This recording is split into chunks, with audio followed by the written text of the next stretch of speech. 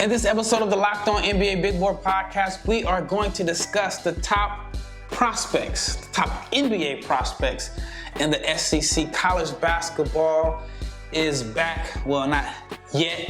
I guess it is. I mean, they've played some preseason games, but college basketball starts this week. We've been waiting on college basketball. The NBA is already kicked off. They started playing in Europe, they played in Australia, and now it's just college basketball in the G League.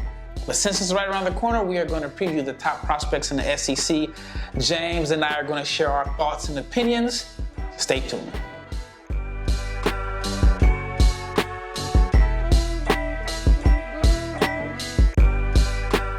Big shout out to each and every person that's made the Locked On NBA Big Board Podcast your first listen of the day. I'm your host, Rafael Barlowe, the director of scouting for NBA Big Board. My brother James is in the building once again. He is now officially a member of the Locked On NBA Big Board team. So you're going to hear a lot more of his, I was going to say wild takes, but a lot more of his draft takes this season. But before we get into this episode, I want to let you know this episode is brought to you by Gametime. All you have to do is download the Gametime app, create an account, and you can use the code LOCKEDONNBA for $20 off your first purchase. Gametime is the app that I use to help me buy tickets. I went to a Yankees game, I went to a Dallas Wings game. I actually bought my tickets to the Bud Crawford-Errol Spence fight on Gametime. All right, this episode is about the top prospects in the SEC. And also, if you're not subscribed to the YouTube channel, please subscribe, like, share, comment. That would help us grow the YouTube channel. All right, college basketball is around the corner. I think the first official games are like on the 6th. We've been waiting on college basketball. It's kind of like NBA has started. They started in Europe. They started in Australia. We're just waiting on college basketball in the G League, and they will kick off within the next, give or take, 10 days. But the SEC once was considered a football conference. I guess it will always be considered a football conference, but they're producing a lot of talent in basketball. Not only is Kentucky a hotbed for talent, but you got Arkansas on the come up, you got Alabama. So who is your top prospect in the SEC? Aaron Bradshaw. Okay, we agree on that. I like Aaron Bradshaw. I like him a lot. He's a guy that you can't just look at the numbers in high school and say that they wow you. He played with DJ Wagner. But why do you like Aaron Bradshaw? Long. Agile. Yeah. Dunker. Yep. And on top of all of that, I think he has potential to be a good shooter. Oh, definitely. I don't even know if potential is the word. I think he is a good shooter, and I think he can already space the floor. You haven't seen a lot of it, but in the glimpses that you have seen, I'm buying him being able to space the floor when necessary. I think he's going to be able to space the floor this year if he's healthy. I mean, I forgot the stat, but I saw Calipari only let Karl Anthony Towns shoot 11 threes, and then Cat is arguably the greatest 7-foot three-point shooter of all time. Statistically, you can't find anybody better. That's fine, but Dirk Nowitzki's still alive. But I'm just saying with Aaron Bradshaw, again, will he be allowed to take jumpers? We'll see. Yeah, but Kentucky does not. Nah, you're gonna play Kentucky ball. Let it fly. Even though, if you look at the number of threes they took when they played at the Global Jam in Toronto, they took threes, not at a high clip, but for a Kentucky team, and that was without Aaron Bradshaw. Okay. But yeah, there's a lot to like about him. I recently saw he had a interview. I think he said he put on 15 pounds of muscle. I think he's up to about 225 right now. Yep. So, but yeah, shot beater. Rim protector. And guess what? When he gets a point guard, they can throw him lobs over the top, especially at the next level. He'll be executing all kind of dunks in traffic. Lateral quickness. I can see him defending on the perimeter without having any issues at all. And again, he knows, which is very important for shot blockers. He knows when to jump and he knows when to just be tall. Be vertical. So he checks all the boxes. I'd take him top 5 right now. Won't overthink it. I have him top 10. What I like about him, a lot of things that you mentioned, he's long, agile, he's a good athlete, has the NBA positional size. I love the fact that he has a good touch around the rim. He can space the floor, like I mentioned. Good hands, and he's efficient. He finishes everything around the basket, and he's a good foul shooter. With the good free throw shooting, the soft touch around the rim, the flashes of being able to show that he can space the floor, I think he's going to be good. At the minimum, he's a vertical lob threat, but I think there's way more game than just being an athletic rim runner and dunker. But he scores on offensive rebounds. My concerns are he's a little thin. Sometimes he's not the most physical. But overall, I like him. I spoke to someone really close with him, and I talked about the foot injury, and they mentioned that he hurt his foot at the McDonald's game. And the reason why they decided to have surgery now is because they felt like it was just going to show up at the combine. They felt like if he, plays through the season, then he's going to get red flagged at the combine, and then that's going to impact his draft stock. So it's kind of like, let's get out the way early. They say Calipari was with it, and they're going to bring him along slowly, but he should be fine in the second half of the season. I've already mentioned that I think he's going to have like a Derek Lively type impact this year, just because Lively got off to a slow start, because I think he had like the strained calf last year. And then by the end of the year, even though the numbers weren't like great, you saw the talent, and Lively's playing well for Dallas right now. So I like Aaron Bradshaw a lot. I think that he is very underrated because all the attention is on his former high school teammate, which is now his current teammate. DJ Wagner. Yep. So tell me your thoughts about DJ Wagner. Whew. DJ Wagner, man. It's, okay, there's two DJ Wagners, all right? So when I went and did the research for this, all right, I first went to his AAU film. And that's where you kind of see, like, the bad DJ Wagner at times. But watching his Global Jam film, they kind of like toned it down. So he's turned it down a lot. Kentucky is gonna make you tone it down. And here's the thing. We talked about this on the Aiden Hollowell podcast. Like, sometimes it's good. Mm-hmm. And I feel like that's what he kind of needed. Because before, he was playing for his AAU team. It was drive, head down, drive into traffic. And there were times where he needed to shoot a floater and he didn't shoot them. But then at this recent Global Jam, he says last summer, I saw him, he was taking those floaters. Mm-hmm. And he was looking like a point guard. But like his best ability is always going to be his ability to get downhill. I don't know if he's going to be more than a volume shooter, because that's what he is. He inherited the volume shooting gene from his pops. But, his third generation McDonald's All-American, possibly third generation NBA player. Yeah, that's crazy. That's His crazy. Pops is Dewan Wagner. For the younger audience that don't know, there were people. He scored 106 in a high school game. That's crazy. If Dewan Wagner was in this era, he'd been a star. He was like a huge high school star. This was before like social media back in the day. We all knew about his 106-point game, and I ain't seen no film on it. It was like a legendary thing that you just kind of heard about through word of mouth. And Dewan played with Bron. It was supposed to be Dewan Wagner's team, and then Bron was supposed to.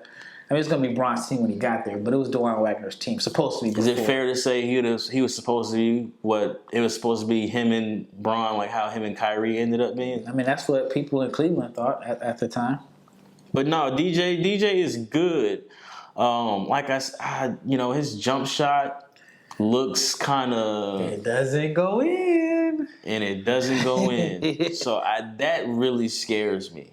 Because it's like, it doesn't look that good and it doesn't go in. Like, that's kind of scary.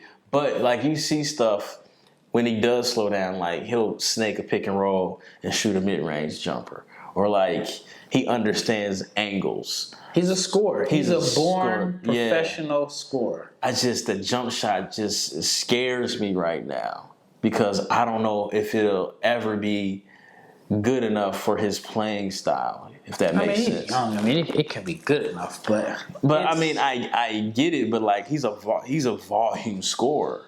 Yeah, he's gonna get his attempts up. And again, unless you Cam Thomas, I mean, it's are you gonna get that freedom to be what you are at that next level. So I don't know if he's going to be able to get them up like that. But then again, there is a long connection to Cal that no other player has had. Man. So that could have a role. But I mean, he's a creative and crafty scorer. He's a shifty ball handler. He just knows how to score. He knows how to change speeds. His scoring feel and his instincts are excellent. The first step, I think, is good. He's aggressive. He knows how to get downhill. Did you notice he's like a righty, but he just plays left? Yeah, he's always going left. Everything he does is going left. Shows some flashes of court vision. I've heard some people say they think he's similar to Keontae George, but I thought Keontae is a better scorer. But my concerns are the outside shooting. He's turnover prone. What's his NBA role if he's not going to be a good shooter, which he can be, but is he a point guard? We'll answer that question when we get back. But before that, let's talk about FanDuel. Now, you know FanDuel. FanDuel is America's number one sportsbook. And the NFL and NBA season are in, well, I wouldn't say the NBA is in full swing. It just got started. The NFL's in full swing for me. But you got the NBA and NFL at FanDuel, America's number one sportsbook. And right now, if you are a new customer, I want you to hear this clearly. If you are a new customer, you get $150 in bonus bets with any winning $5 money line bet. That's $150 if your team wins.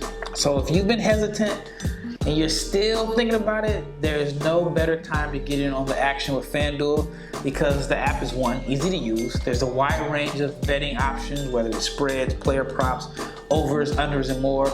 And all you have to do is go to FanDuel.com/lockedon. You can kick off the NFL and NBA season again. $5 bet. A $5 bet can get you $150 in bonus bets. Again, FanDuel.com/lockedon because FanDuel is the official partner of the NFL and Locked On. The Locked On Ultimate NBA season preview is here. All 30 teams are covered. Now, you know Locked On has you covered every day with every team, 5 days a week. And in this series, it's a 6-part series. All 30 Locked On hosts, from the hosts that represent the teams that are expected to contend to the hosts that are basically their fans are going to be listening to Locked On NBA Big Board very soon because their team is going to be high in the lottery. But it's all covered. 30 hosts, 6-part episode. Whether it's on YouTube, wherever you get your podcast, you got to check it out because it is the Locked On Ultimate Season Preview. Again, all 30 teams, all hosts, and we got you covered from the biggest storylines heading into this season. All right, when we left off, we talked a little bit about Dajuan Wagner. I shouldn't say a little bit. We talked about Dajuan Wagner. We talked about his concerns. What position do you think he is? I think he's a point guard. I think that the passing ability is there. I think he can make plays. I'm buying him as a point guard. I think he has the talent to wrangle all of it in. Again, my biggest concern is just the jump shot. But I do see the vision, and I see he can get downhill and he can make the easy reads.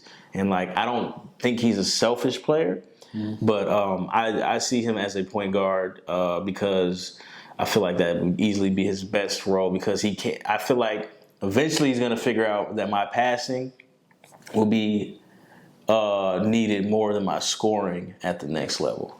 You think so? Do you think not pure point, not pass first point guard, but with his ability to get downhill, he'll be able to get guys looks which in turn make his scoring easier too. Okay. Now I don't know how you feel about Rob Dillingham. Do you think they can play together? Yes, I think they can, and I think they don't have a choice.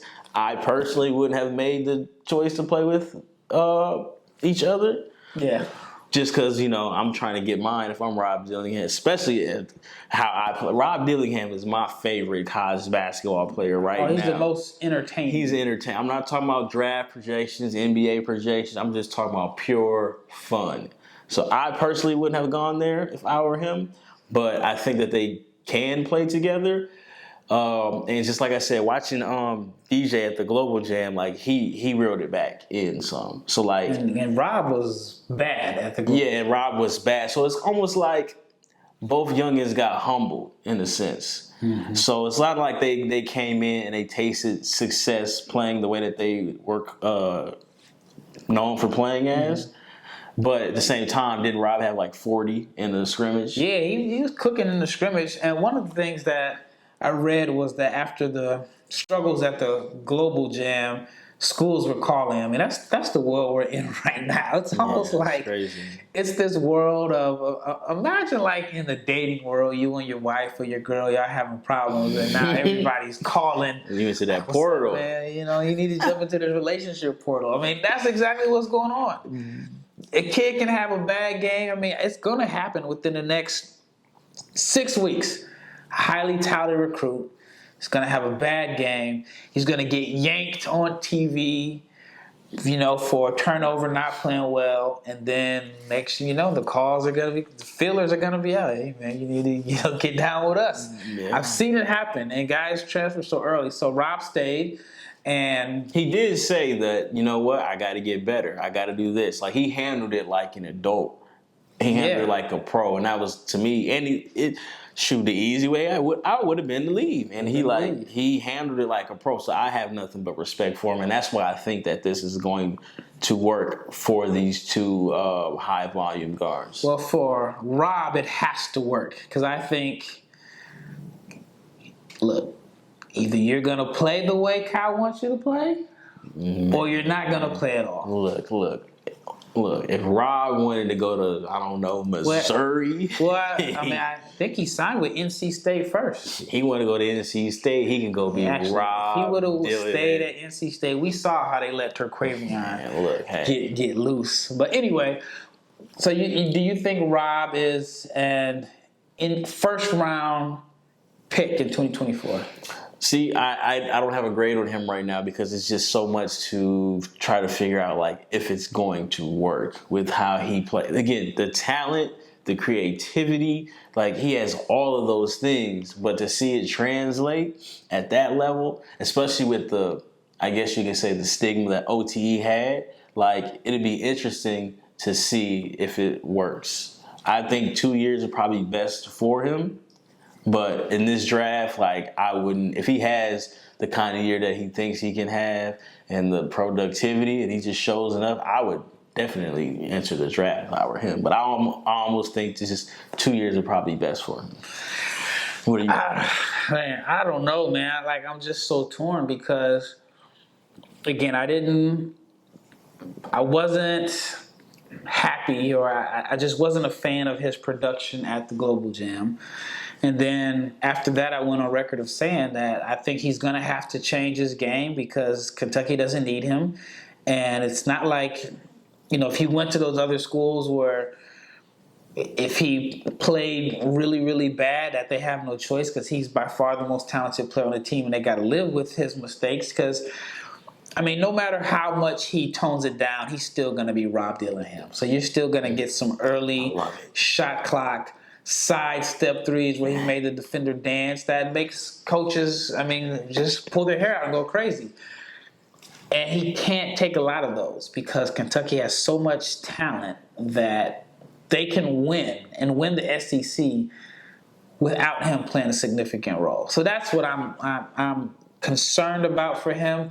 But from everything that I've seen, and I know preseason doesn't necessarily count, I think it was the inter-squad scrimmage, if I'm not. I could be wrong. But I saw the highlights. He had 40. 40 is 40. 40 is 40, especially in college basketball. But we'll see. He could be the biggest wild card in the 2024 class because there's some people that have him as a first-round pick. There's some people that don't even think that he's going to stay at Kentucky the whole season because if he's not playing early, they think he's going to put his name in the portal or whatever. I've heard, comparisons to like what happened with Kel'el Whitney. So I mean that's going to be interesting, and I don't want to sit here and just kind of predict that it's not going to work. But that's one of my favorite stories. I'm rooting for him, man. That's my guy right there. All right, when we return, we're going to talk about Justin Edwards. Me and James are very divided on Justin Edwards. Stay tuned. Then I want to talk to you about Gametime. Now, I'm a big supporter of Gametime. Like I mentioned, I bought tickets to the Terrence Crawford, Errol Spence fight on Gametime. When I was at the NBA Draft in June, I went and bought Yankee tickets on Gametime. And I went to a Dallas Wings playoff game. Bought the tickets on Gametime. Even the Dallas Cowboys game on Gametime. And because with Gametime, you don't have to worry about buying tickets to your next event. Gametime is fast. It is the fastest and the easiest way to buy tickets for different events, whether it's sports, music, comedy, theater shows, and more. And with Gametime, all you have to do is just download the app, and they have last-minute tickets. The tickets are easy to find. What I like is that they give you the price. You can hit the all-inclusive price.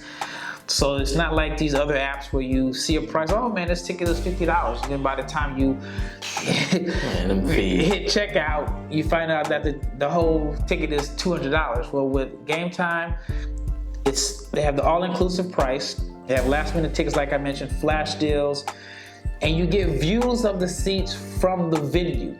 I was just in Madrid. I was trying to buy tickets to a Real Madrid basketball game, and they didn't have Gametime over there.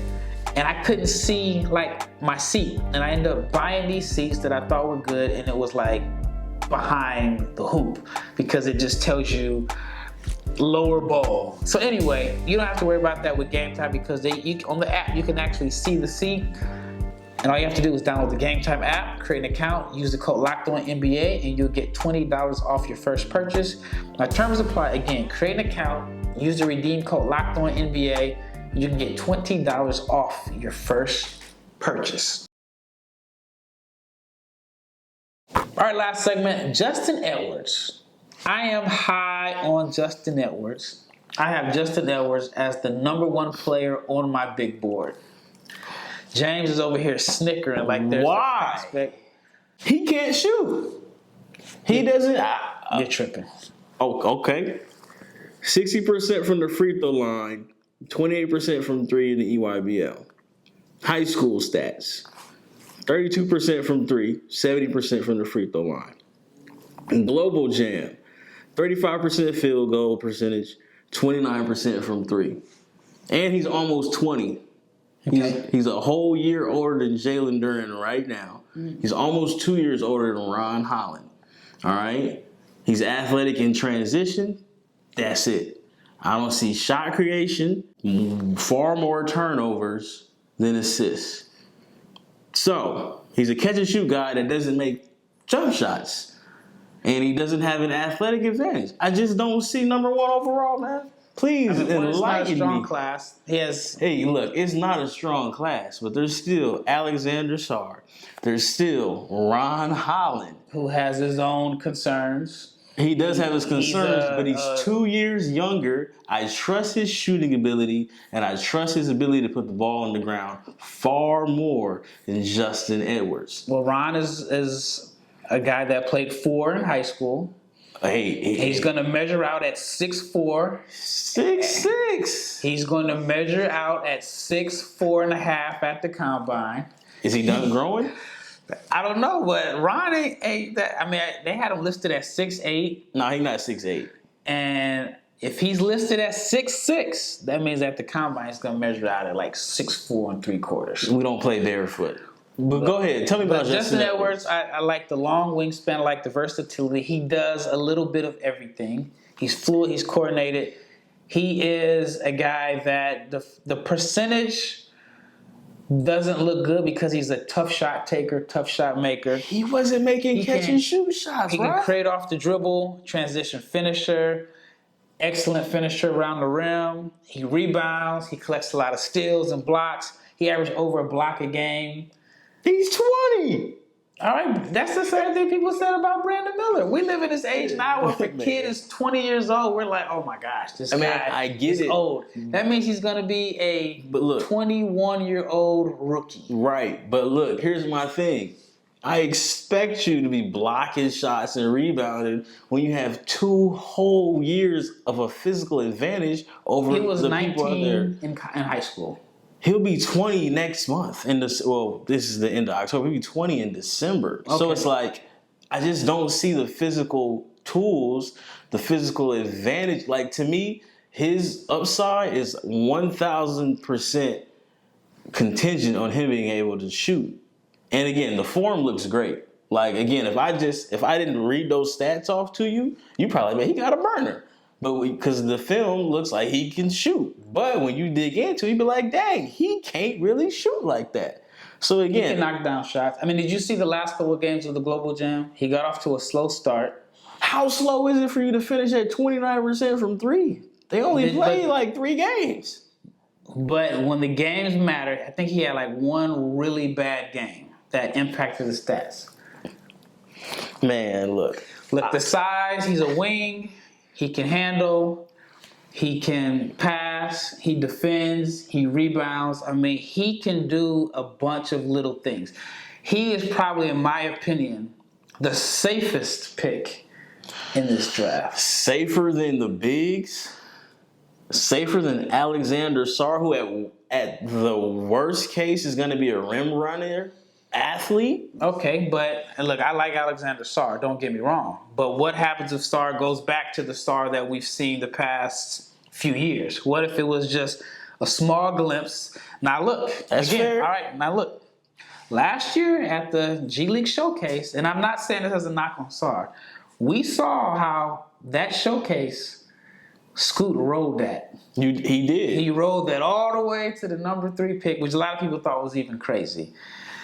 Right now, people probably aren't going to be paying attention to Sarr like that because people aren't paying attention to him. We are going to pay attention to it. But he's going to be able to ride that performance out. Yeah, I mean, I'm just a big fan of the versatility. There's so many things that he does that contributes to winning. I think he's going to be able to defend multiple positions. I mean, in this draft, everybody has major flaws. That's true. And I don't think for him shooting is the major flaw. But here's my thing. And from the film that I've watched, how else does he score? And every opportunity that I've seen him has been catching and shooting. Catching and shooting. But he's not making shots. The athleticism does not jump out on the floor. Does not jump off the film. He looks athletic on fast breaks, but like, I don't see a quick first step. I don't see no boogie. You know what I'm saying? And on top of that, I just don't see the shooting ability. I see Martell Webster. But Martell Webster was a guy, the only thing he could do was spot up shoot. And then those numbers never really translated, right? I think Justin Edwards, the same thing everybody's saying about Edwards is what everybody said about Brandon Miller. Hold on. Brandon Miller shows you he could put the ball on the ground last year. No, coming into the season, everybody said Brandon Miller's old because all Brandon Miller did was shoot middies and pull-up jumpers in high school. They said Brandon Miller wasn't a good athlete. They said that he's older than everybody. They said that, he don't have any wiggle. All of this stuff that people said about Brandon Miller coming into this season. And then he got off to a good start, and then people still say, he just can't finish that. The only thing he can do is shoot. People weren't saying Brandon Miller was a good shooter. I actually had a scout tell me last year, I'm not high on Brandon Miller. He had him like 28th on his board because he was like, he's older than everybody, and because he's older than everybody, the shooting hasn't progressed like I think it should have. He was so down on him. But again, that's cool, but that's Brandon Miller's race. I don't see the athleticism, the wiggle, the shooting for you to tell me that this guy is the safest pick in the draft. If I wanted safe based on like physical attributes, I would say Ron is the safest because you know what? He's going to slash. Worst case scenario, he'll be a slashing wing that can shoot threes and defend at a very high level.